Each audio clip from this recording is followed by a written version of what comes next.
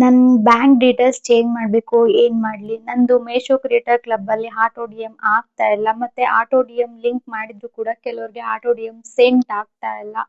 ಈ ರೀತಿ ತುಂಬಾ ಕ್ವಶನ್ಗಳು ನನ್ಗೆ ಲಾಸ್ಟ್ ವಿಡಿಯೋದಲ್ಲಿ ಬಂದಿದೆ. ಸೊ ಹಂಗಾಗಿ ಇವತ್ತು ಈ ವಿಡಿಯೋನ ನಿಮ್ಗೋಸ್ಕರ ಮಾಡ್ತಾ ಇದ್ದೀನಿ. ಏನಿಲ್ಲ ಅಂದ್ರೂ ಒಂದು 7 ರಿಂದ 8 ಜನ ಕೇಳಿದ್ದಾರೆ ಬ್ಯಾಂಕ್ ಡೀಟೇಲ್ಸ್ ನ ಚೇಂಜ್ ಮಾಡ್ಬೇಕು, ಚೇಂಜ್ ಮಾಡಕ್ ಆಗುತ್ತಾ? ಮತ್ತೆ ಹಸ್ಬೆಂಡ್ ನಂಬರ್ ನಂದು ಅಕೌಂಟ್ ಬ್ಲಾಕ್ ಆಗಿತ್ತು ಮೇಶೋ ಕ್ರಿಯೇಟರ್ ಕ್ಲಬ್ ಓಪನ್ ಮಾಡ್ಕೊಂಡು. ಮತ್ತೆ ನಮ್ಮ ಹಸ್ಬೆಂಡ್ ಅಕೌಂಟ್ ಅಲ್ಲಿ ನಾನು ಮಾಡ್ಕೊಂಡಿದ್ದೆ, ಹಸ್ಬೆಂಡ್ ಫೋನ್ ನಂಬರ್ ಕೊಟ್ಟಿದ್ದೆ. ಈಗ ಪಾನ್ಗೆ ನನ್ ಡೀಟೇಲ್ಸ್ ಹಾಕ್ಬೇಕಾ, ಬ್ಯಾಂಕ್ ಡೀಟೇಲ್ಸ್ಗೆ? ಈ ತರ ತುಂಬಾ ಕ್ವಶನ್ ಗಳನ್ನ ಕೇಳ್ತಾ ಇದ್ರಿ. ಸೊ ಒಟ್ನಲ್ಲಿ ನೀವ್ ಏನೇ ಒಂದ್ ಮಾಡಿದ್ರು ಕೂಡ ಒಂದೇ ನೇಮ್ ಮೆನ್ಷನ್ ಆಗಿ ಕ್ಲಿಯರ್ ಆಗಿರ್ಬೇಕು. ಒಂದೀಗ ನನ್ನ ಹೆಸರು ಅಂದ್ರೆ ನನ್ನ ಹೆಸರದೇ ಡಾಕ್ಯುಮೆಂಟ್ ಆಗಿರ್ಬೇಕಾಗುತ್ತೆ, ನಂದೇ ಅಕೌಂಟ್ ಆಗಿರ್ಬೇಕಾಗುತ್ತೆ. ಸೊ ಅದ್ಲು ಬದ್ಲು ಆದ್ರೆ ಅಲ್ಲಿ ನಿಮ್ಗೆ ಈ ತರ ಎಲ್ಲ ಆಗೋ ಚಾನ್ಸಸ್ ಇರುತ್ತೆ. ಇವತ್ತಿನ ವಿಡಿಯೋದಲ್ಲಿ ಸಂಪೂರ್ಣ ಮಾಹಿತಿ ಇದ್ರ ಬಗ್ಗೆನೇ ಇರುತ್ತೆ. ವಿಡಿಯೋನ ಎಲ್ಲ ಸ್ಕಿಪ್ ಮಾಡಿದ್ರೆ ಪೂರ್ತಿ ವಿಡಿಯೋನ ನೋಡಿ. Welcome back to my YouTube channel.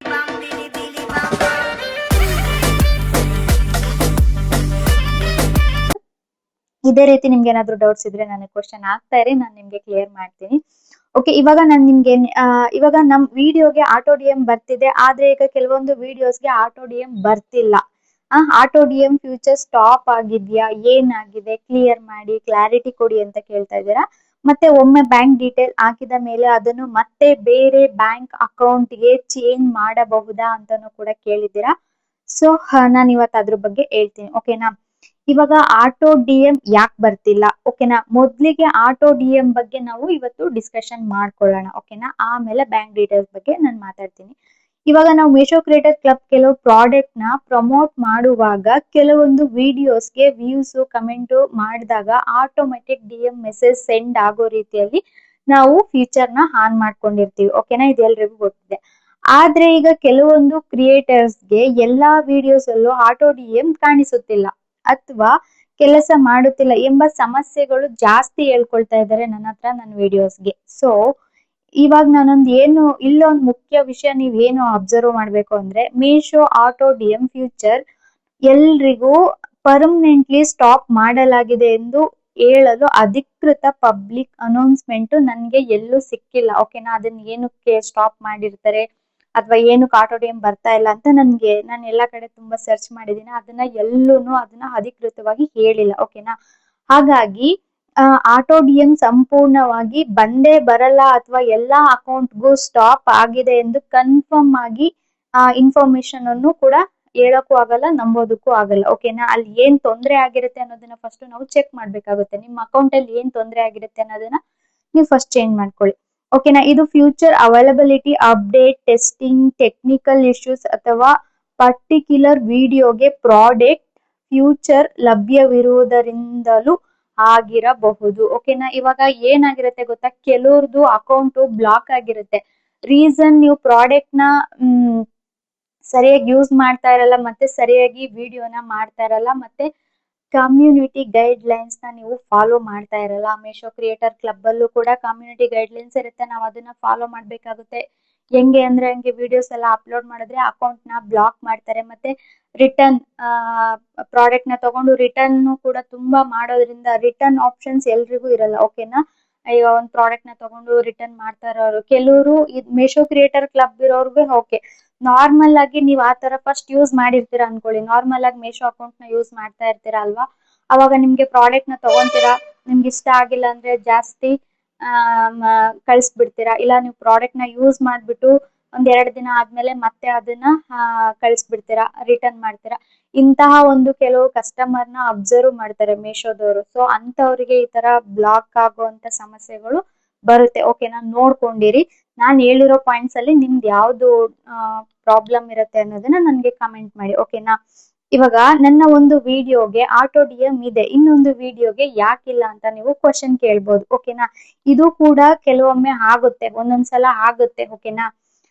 ಒಂದು ವಿಡಿಯೋದಲ್ಲಿ ಫ್ಯೂಚರ್ ಕಾಣಿಸುವುದು, ಇನ್ನೊಂದು ವಿಡಿಯೋದಲ್ಲಿ ಕಾಣಿಸದೇ ಇರಬಹುದು. ಆದ್ದರಿಂದ ನಿಮ್ಮ ಅಕೌಂಟ್ಗೆ ಪ್ರಾಬ್ಲಮ್ ಬಂದಿದೆ ಅಂತ ನೀವು ಅನ್ಕೊಳ್ಳೋದಕ್ಕೆ ಹೋಗ್ಬಾರ್ದು, ಓಕೆನಾ. ಅಕೌಂಟ್ ಬ್ಯಾನ್ ಆಗಿದೆ ಅಂತ ತಕ್ಷಣ ನಿರ್ಧಾರ ಮಾಡೋದಕ್ಕೆ ಹೋಗ್ಬೇಡಿ. ಅಲ್ಲಿ ಬೇರೆ ಏನೋ ಆಗಿರುತ್ತೆ, ಬಟ್ ಅದನ್ನ ನೀವು ಮೇಶೋದೇ ಹೆಲ್ಪ್ ಲೈನ್ ಸೆಂಟರ್ ಅಲ್ಲಿ ನೀವು ಅದ್ರ ಹತ್ರ ಮಾತಾಡ್ಕೊಂಡು ಕ್ಲಿಯರ್ ಮಾಡ್ಕೊಬಹುದು ಏನಾಗಿರುತ್ತೆ ಅಂತ. ಸೊ ನಾನು ನಿರ್ದಿಷ್ಟವಾಗಿ ನಿಮ್ಮ ಅಕೌಂಟ್ ಹಿಂಗೆ ಆಗಿದೆ ಅಂತ ನಾನು ಹೇಳಕ್ ಆಗಲ್ಲ, ಯಾಕಂದ್ರೆ ನಿಮ್ಮ ಅಕೌಂಟ್ ನ ನಾನ್ ನೋಡಿರಲ್ಲ. ಜಸ್ಟ್ ಈ ತರ ಪ್ರಾಬ್ಲಮ್ ಆಗಿದೆ ಅಂದ್ರೆ ಈ ತರ ಆಗಿರ್ಬಹುದು ಅಂತ ಹೇಳ್ಬೋದು ನಾನು ಅಷ್ಟೇ, ಓಕೆನಾ. ಇದೇ ಪ್ರಾಬ್ಲಮ್ ಆಗಿದೆ ಅಂತ ನಾನು ನಿರ್ದಿಷ್ಟವಾಗಿ ಹೇಳೋದಕ್ಕೆ ಆಗಲ್ಲ, ಓಕೆನಾ. ಆದ್ದರಿಂದ ನಿಮ್ಮ ಅಕೌಂಟ್ಗೆ ಪ್ರಾಬ್ಲಮ್ ಬಂದಿದೆ ಅಥವಾ ಅಕೌಂಟ್ ಬ್ಯಾನ್ ಆಗಿದೆ ಎಂದು ತಕ್ಷಣ ನಿರ್ಧರಿಸಕ್ಕೆ ಹೋಗ್ಬೇಡಿ, ಓಕೆನಾ. ಮೊದ್ಲು ಮೇಶೋ ಆಪ್ ನ ಅಪ್ಡೇಟ್ ಮಾಡಿ ನೋಡಿ ಒಂದ್ಸಲ, ಓಕೆನಾ. ಮತ್ತೆ ಕ್ರಿಯೇಟರ್ ಕ್ಲಬ್ ಸೆಕ್ಷನ್ ನ ಚೆಕ್ ಮಾಡಿ ಒಂದ್ಸಲ. ನೆಕ್ಸ್ಟ್ ಪ್ರಾಡಕ್ಟ್ ಟ್ಯಾಗಿಂಗ್ ಸರಿಯಾಗಿದೆಯಾ ನೋಡಿ, ನೀವೆಲ್ಲಾ ರೂಲ್ಸ್ ಮತ್ತೆ ಹ್ಯಾಶ್ ಟ್ಯಾಗ್ ಎಲ್ಲ ಕರೆಕ್ಟ್ ಆಗಿ ಹಾಕಿದ್ದೀರಾ, ಮೇಶೋದು ಗೈಡ್ ಲೈನ್ ನ ಫಾಲೋ ಮಾಡಿದಿರಾ ಅನ್ನೋದನ್ನ ಫಸ್ಟ್ ಚೆಕ್ ಮಾಡ್ಕೊಳ್ಳಿ, ಓಕೆನಾ. ನೆಕ್ಸ್ಟ್ ವಿಡಿಯೋ ಸೆಟ್ಟಿಂಗ್ಸ್ ನ ಒಂದ್ಸಲ ಚೆಕ್ ಮಾಡ್ಕೊಳ್ಳಿ. ನೀವು ಕರೆಕ್ಟ್ ಆಗಿ ಮಾಡಿರ್ತೀರಾ, ಒಂದೊಂದ್ಸಲ ಅದು ಹೋಗಿರುತ್ತೆ, ಇಲ್ಲ ಎರರ್ ಆಗಿರುತ್ತೆ, ಏನೋ ಆಗಿರುತ್ತೆ. ಸೊ ಒಂದ್ಸಲ ಚೆಕ್ ಮಾಡ್ಕೊಳ್ಳಿ. ಮತ್ತೆ ಕೆಲವು ಸಮಯದ ನಂತರ ಫ್ಯೂಚರ್ ಬರುತ್ತಿದ್ಯಾ ಅಂತ ಚೆಕ್ ಮಾಡ್ಕೊಳ್ಳಿ ನೀವು, ಓಕೆನಾ. ಇವಾಗ ಒಂದು ವಿಡಿಯೋಗೆ ನೀವು DM ಮಾಡಿದಿರಾ ಅಂದ್ರೆ ನೀವು ಒಂದು ಕಮೆಂಟ್ ಹಾಕಿ ಚೆಕ್ ಮಾಡ್ಕೊಳ್ಳಿ, ಓಕೆನಾ. ಇವೆಲ್ಲ ಎಲ್ಲಾ ರೀತಿಯಲ್ಲೂ ಚೆಕ್ ಮಾಡ್ಬೋದು ನೀವು, ಸೊ ಅವಾಗ ಸರಿ ಆಗ್ಬೋದು ಅದು, ಓಕೆನಾ. ಇವಾಗ ಬ್ಯಾಂಕ್ ಡೀಟೇಲ್ಸ್ ಚೇಂಜ್ ಮಾಡ್ಬೋದಾ ಅಂತ ನನ್ಗೆ ತುಂಬಾ ಜನ ಕ್ವಶನ್ಸ್ ಗಳನ್ನ ಕೇಳ್ತಾ ಇದ್ದೀರಾ, ಓಕೆನಾ. ಇದು ತುಂಬಾ ಮುಖ್ಯವಾದ ಪ್ರಶ್ನೆ. ಥ್ಯಾಂಕ್ಸ್ ಈ ಕ್ವಶನ್ ನ ಕೇಳಿದ್ದೀರಾ, ಒಂದ್ 2 ಜನ ಕೇಳಿದ್ದೀರಾ ನನಗೆ, ಓಕೆನಾ. ಒಮ್ಮೆ ಮೀಶೋ ಕ್ರಿಯೇಟರ್ ಕ್ಲಬ್ ನ ಪೇಮೆಂಟ್ ಬ್ಯಾಂಕ್ ಡೀಟೇಲ್ಸ್ ಎಂಟರ್ ಮಾಡಿದ ನಂತರ ನಿಮ್ಮ ಅಕೌಂಟ್ ಎಡಿಟ್ ಅಥವಾ ಚೇಂಜ್ ಬ್ಯಾಂಕ್ ಡೀಟೇಲ್ ಆಪ್ಷನ್ ಕಾಣಿಸಿದರೆ ಹೊಸ ಬ್ಯಾಂಕ್ ಡೀಟೇಲ್ಸ್ ನ ಅಪ್ಡೇಟ್ ಮಾಡುವ ಆಪ್ಷನ್ ಇರುತ್ತದೆ, ಓಕೆ. ನಾನು ಸ್ಕ್ರೀನ್ ಶಾಟ್ ಹಾಕ್ತೀನಿ ನೋಡ್ಕೊಳ್ಳಿ. ನಿಮ್ಗೆ ಅಲ್ಲಿ ಚೇಂಜ್ ಆಪ್ಷನ್ಸ್ ಏನಾದ್ರು ಇದೆ ಅಂದ್ರೆ ನೀವು ಚೇಂಜ್ ಮಾಡ್ಕೊಬಹುದು, ಓಕೆನಾ. ಇದು ಪದೇ ಪದೇ ಮಾಡೋದು ಸೇಫ್ ಅಲ್ಲ ಅಕೌಂಟ್ಗೆ, ಓಕೆನಾ. ಎಲ್ಲಾದ್ರಲ್ಲೂ ಅಷ್ಟೇ ವೆರಿಫೈ ಮಾಡ್ತಾ ಇರ್ತಾರೆ, ನೇಮೇ ಒಂದ್ ಇಟ್ಕೊಳ್ಳೋದು, ಅಕೌಂಟ್ ಡೀಟೇಲ್ಸ್ ಒಂದ್ ಹಾಕೋದು, ಈ ತರ ಮಾಡಿದ್ರು ಕೂಡ automatic Meesho creator club block ಆಗ್ಬಿಡುತ್ತೆ, ಓಕೆನಾ. ಅಂದ್ರೆ ಎಲ್ಲಾ ಕ್ರಿಯೇಟರ್ಸ್ಗೂ ಒಂದೇ ರೀತಿಯ ಆಪ್ಷನ್ ಇರಬೇಕೆಂದು ನಾನು ಖಚಿತವಾಗಿ ಹೇಳಲು ಸಾಧ್ಯವಿಲ್ಲ. ಅಂದ್ರೆ ನಿಮ್ದು ಎಲ್ಲಾರ್ದು ಒಂದೊಂದ್ ಮೊಬೈಲ್ ಅಲ್ಲಿ ಒಂದೊಂದ್ ತರ ತೋರ್ಸುತ್ತೆ ಅಲ್ವಾ, ಸೊ ಒಂದೇ ಇರುತ್ತೆ, ಬಟ್ ಅದು ತೋರ್ಸೋ ರೀತಿ ಬೇರೆ ಬೇರೆ ತರ ಇರುತ್ತೆ ಅಷ್ಟೇ, ಓಕೆನಾ. ನೆಕ್ಸ್ಟ್ ಅದ್ರಲ್ಲೂ ಬೇರೆ ವ್ಯಕ್ತಿಯ ಬ್ಯಾಂಕ್ ಅಕೌಂಟ್ ಅನ್ನು ಹಾಕುವ ಮೊದಲು ತುಂಬಾ ಕೇರ್ಫುಲ್ ಆಗಿರಿ. ನಂಗೆ ಲಾಸ್ಟ್ ಒಬ್ರು ಸಿಸ್ಟರ್ ಕೇಳಿದ್ರು, ಓಕೆನಾ. ಅವ್ರದ್ದು ಮೇಶೋ ಕ್ರಿಯೇಟರ್ ಕ್ಲಬ್ ಅಕೌಂಟ್ ಬ್ಲಾಕ್ ಆಯ್ತಂತೆ. ಸೊ ಏನಕ್ಕೋ ರೀಸನ್ಗೆ ಬ್ಲಾಕ್ ಆಯ್ತಂತೆ. ಆಮೇಲೆ ಹಸ್ಬೆಂಡ್ ಬ್ಯಾಂಕ್ ಡೀಟೇಲ್ ಹಾಕ್ಬೋದಾ ಅಂತ ಕೇಳ್ತಾ ಇದ್ರು. ಹಂಗಿರಲ್ಲ, ನೀವ್ ಯಾವ ಅಕೌಂಟ್ ನ ಕ್ರಿಯೇಟ್ ಮಾಡ್ಕೊಂಡಿರ್ತೀರಾ ಅಕೌಂಟ್ ಅಲ್ಲಿ ಆದಷ್ಟು ನಮ್ ಹೆಸರುಗಳೇ ಇರ್ಬೇಕು. ಇವಾಗ ನಾವು ಪಾನ್ ಕಾರ್ಡ್ ಅಲ್ಲಿ ಹಾಕ್ತಿವಿ, ಬ್ಯಾಂಕ್ ಡೀಟೇಲ್ಸ್ ಹಾಕ್ತಿವಿ ಅಂದ್ರೆ ಅಲ್ಲಿ ನಮ್ ಹೆಸರಿದ್ರೆ ಕರೆಕ್ಟ್ ಆಗಿರುತ್ತೆ, ಪ್ರಾಪರ್ ಆಗಿರುತ್ತೆ, ಯಾವ್ದೇ ರೀತಿ ತೊಂದರೆಗಳು ಆಗಲ್ಲ. ಸೊ ನೀವು ಅಕೌಂಟ್ ಒಂದ್ ಇಟ್ಕೊಂಡು ಪಾನ್ ಕಾರ್ಡ್ ಡೀಟೇಲ್ಸ್ ಒಬ್ರದ್ದು ಹಾಕೋದು, ಅಕೌಂಟ್ ಡೀಟೇಲ್ಸ್ ಒಬ್ರದ್ದು ಹಾಕಿದ್ರೆ ಅದು ಆಗಲ್ಲ, ಓಕೆನಾ. ಬ್ಯಾಂಕ್ ಡೀಟೇಲ್ಸ್ ಎಲ್ಲಾದ್ರಲ್ಲೂ ಅಷ್ಟೇನೆ, ಯಾಕಂದ್ರೆ ಬ್ಯಾಂಕ್ ಡೀಟೇಲ್ಸ್ ತುಂಬಾನೇ ಮುಖ್ಯ ಆಗಿರುತ್ತೆ. ಯಾಕಂದ್ರೆ ನಮ್ಮ ಅಕೌಂಟ್ಗೆ ಅಮೌಂಟ್ ಬರುತ್ತೆ, ಮತ್ತೆ ಅವ್ರಿಗೂನು ಅದ್ರ ಅಮೌಂಟ್ ಕಳ್ಸೋದಕ್ಕೆ ಒಂದು ಬ್ಯಾಂಕ್ ಡೀಟೇಲ್ಸ್ ತುಂಬಾನೇ ಮುಖ್ಯ ಆಗಿರುತ್ತೆ. ಅದ್ರಿಂದ ಬ್ಯಾಂಕ್ ಅಕೌಂಟ್ ಹೋಲ್ಡರ್ ನೇಮು ಮತ್ತೆ ಡೀಟೇಲ್ಸ್, KYC, ಪಾನು ಅಥವಾ ವೆರಿಫಿಕೇಶನ್ ಇನ್ಫಾರ್ಮೇಶನ್ ಮಿಸ್ ಮ್ಯಾಚ್ ಆದರೆ ಪೇಮೆಂಟ್ ವೆರಿಫಿಕೇಶನ್ ನಲ್ಲಿ ಸಮಸ್ಯೆ ಉಂಟಾಗುವ ಸಾಧ್ಯತೆಗಳು ತುಂಬಾನೇ ಇರುತ್ತೆ. ನಾನು ಹೇಳ್ದೆ ಅಲ್ವಾ, ಆದಷ್ಟು ಎಲ್ಲ ಒಂದೇ ತರ ಇರೋ ತರ ಮಾಡ್ಕೊಳ್ಳಿ, ಓಕೆನಾ. ಬ್ಯಾಂಕ್ ಡೀಟೇಲ್ ಚೇಂಜ್ ಮಾಡುವುದು ಹೇಗೆ? ಎಲ್ಲ ಕರೆಕ್ಟ್ ಆಗಿರೋರಿಗೆ ಕೆಲವರು ಅಮೌಂಟ್ ಮತ್ತೆ ಏನಾದ್ರು ಬ್ಯಾಂಕ್ ಏನಾದ್ರು ಚೇಂಜ್ ಮಾಡ್ಬೇಕು, ಯಾವ ರೀತಿ ಅಂದ್ರೆ ನಿಮ್ಮ ಮೇಶೋ ಕ್ರಿಯೇಟರ್ ಕ್ಲಬ್ ಓಪನ್ ಮಾಡ್ಕೊಳ್ಳಿ ಅವೈಲಬಲ್ ಇದ್ರೆ, ಓಕೆನಾ. ಮೇಶೋ ಆಪ್ ಕ್ರಿಯೇಟರ್ ಕ್ಲಬ್ ಮತ್ತೆ ಪ್ರೊಫೈಲು, ಅಕೌಂಟ್ ಮತ್ತೆ ಪೇಮೆಂಟ್ ಇಟ್ಟು ಫಸ್ಟ್ ಮೇಶೋ ಆಪ್ ಓಪನ್ ಮಾಡ್ಕೊಳ್ಳಿ, ಕ್ರಿಯೇಟರ್ ಕ್ಲಬ್ ನ ಓಪನ್ ಮಾಡ್ಕೊಳ್ಳಿ, ನಿಮ್ ಪ್ರೊಫೈಲ್ ಮೇಲೆ ಕ್ಲಿಕ್ ಮಾಡ್ಕೊಳ್ಳಿ.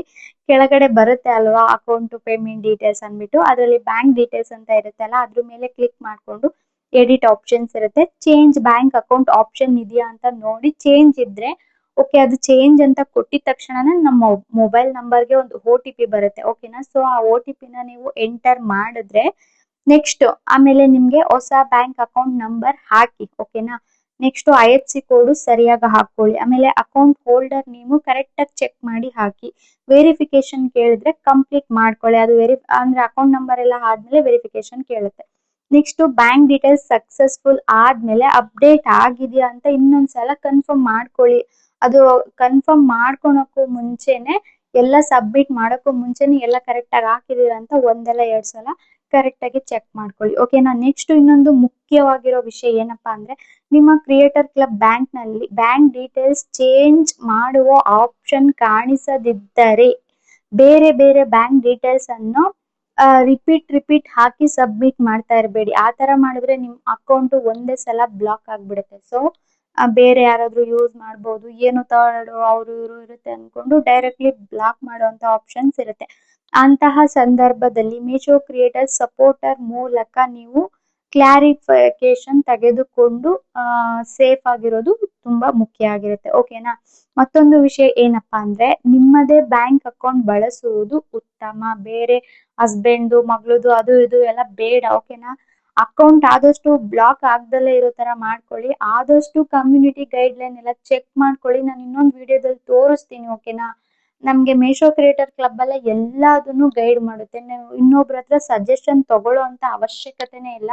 ಇನ್ನು ಈಸಿ ಮೆಥಡ್ ಇದೆ. ನಾನು ಯಾವ್ದು ಅಂದ್ಬಿಟ್ಟು ಅವ್ರು ಎಲ್ಲ ಲೈವ್ ಅಲ್ಲೇ ತೋರಿಸಿರ್ತಾರೆ. ನಾನು ನಿಮ್ಗೆ ಅದನ್ನ ಇನ್ನೊಂದು ವಿಡಿಯೋ ಮಾಡ್ಬಿಟ್ಟು ತೋರಿಸ್ತೀನಿ. ಓಕೆನಾ. ಬೇರೆಯ ವ್ಯಕ್ತಿಯ ಅಕೌಂಟ್ಗೆ ಚೇಂಜ್ ಮಾಡಬೇಕಾದರೆ ಅದು ಅಲೌಡ್ ಆಗಿದೆಯಾ ಮತ್ತು ವೆರಿಫಿಕೇಶನ್ ಹೇಗೆ ಆಗುತ್ತದೆ ಎಂಬುದನ್ನು ಮೀಶೋ ಸಪೋರ್ಟ್ ನಲ್ಲಿ ಕನ್ಫರ್ಮ್ ಮಾಡಿಕೊಂಡು ನಂತರ ನೀವು ಬ್ಯಾಂಕ್ ಡೀಟೇಲ್ಸ್ ನ ಆಡ್ ಮಾಡೋದು ಒಳ್ಳೇದು. ಓಕೆನಾ. ಅದು ಮೀಶೋ ಕ್ರಿಯೇಟರ್ ಲಾಸ್ಟ್ ಅಲ್ಲಿ ಹೆಲ್ಪ್ ಸೆಂಟರ್ ಅಂತ ಇರುತ್ತೆ ಅಲ್ವಾ, ಅದ್ರ ಮೇಲೆ ಕ್ಲಿಕ್ ಮಾಡ್ಕೊಂಡು ಎಲ್ಲಾ ರಿಲೇಟೆಡ್ ಆಗಿರೋ ಕ್ವಶನ್ಸ್ ಗಳು ಅಲ್ಲೇನೆ ಇರುತ್ತೆ. ಸೊ ಆ ಕ್ವಶನ್ ಗಳನ್ನ ನೀವು ಅಲ್ಲೇ ಕೇಳ್ಬಿಟ್ಟು ಅಲ್ಲೇ ಕ್ಲಿಯರ್ ಮಾಡ್ಕೊಂಡು ಡೀಟೇಲ್ಸ್ ನ ಎಂಟ್ರಿ ಮಾಡ್ಕೊಳ್ಳಿ. ಓಕೆನಾ. ಇದ್ರ ಬಗ್ಗೆ ನಾನು ಬೇರೆ ಯಾವ ತರನು ಹೇಳಕ್ಕಾಗಲ್ಲ. ಓಕೆನಾ.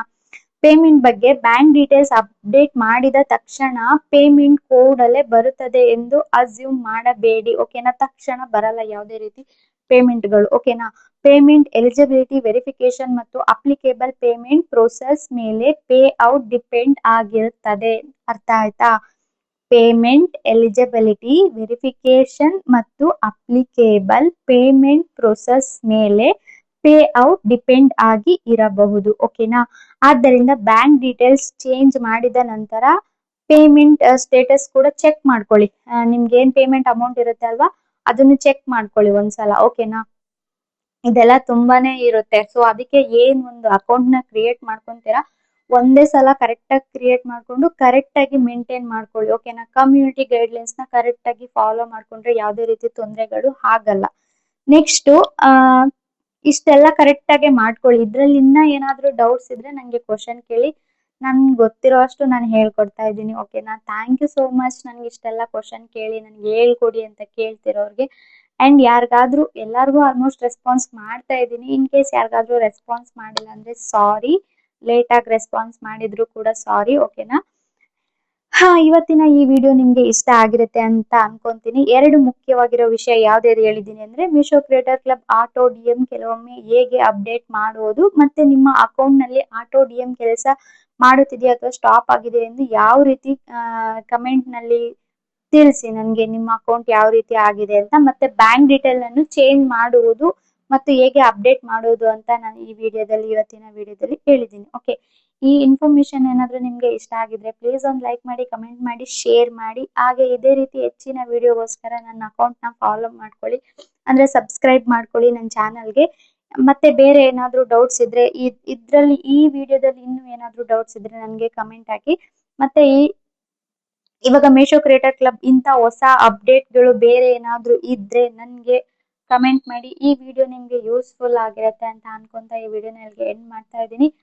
ನೆಕ್ಸ್ಟ್ ವಿಡಿಯೋದಲ್ಲಿ ಸಿಗ್ತೀನಿ. Children take care, love you all, bye.